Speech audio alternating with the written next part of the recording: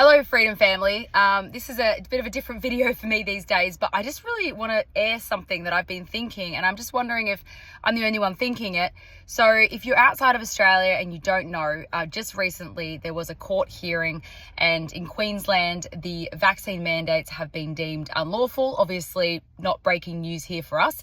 And there's also prominent doctors coming out on mainstream media saying, you know, we should have considered the effects of human rights. We should have thought about these things. And, you know, I'm guilty of being a part of the system that, you know, didn't take human rights into account. And of course, we were banging our heads against the wall on the streets and everywhere we could to remind them about human rights. But of course, they didn't listen. But that's not what I'm here to talk about.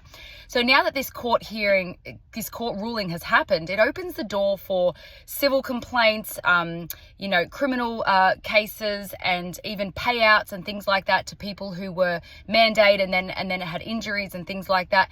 And the impact that I didn't really think about until recently is that if there are payouts, it's going to be us paying for it. It's going to be the taxpayers paying for it. And it's really crazy because we paid for the vaccines that we didn't want. We paid for the government to enforce them, which we didn't want.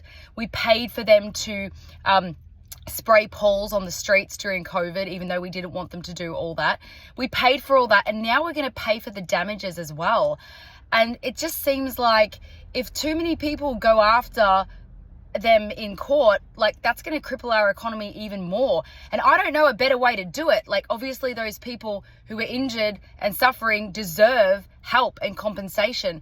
But isn't it just ironic that we're the ones doing the compensation at the end of the day? And then all the lawyers, they're making money from the people and from us, so they get a payout they get paid from the payout that we pay. But it gives the lawyers jobs to continuously bring these cases into question. And it's like the vaccine adverse reaction cases and litigation is actually going to be fueling the same corrupt system that we were fighting against to not have the mandates in the first place. And it's kind of like it's really a vicious cycle. And I'm sorry, I don't have the solution to it, but it's just interesting. And I don't really want to cripple the system. I want to fix the system. And it's not the system that's broken. It's the people in the system that are broken. And if I could have it my way, we would support each other in a way that doesn't cripple the system, so that we can, you know, obviously use that money to fix the system. But I don't really know what the actual solution is right now. But it's obviously good news what's happening, but I just wonder what the knock-on effects are going to be. I'm interested to know what you think in the comments.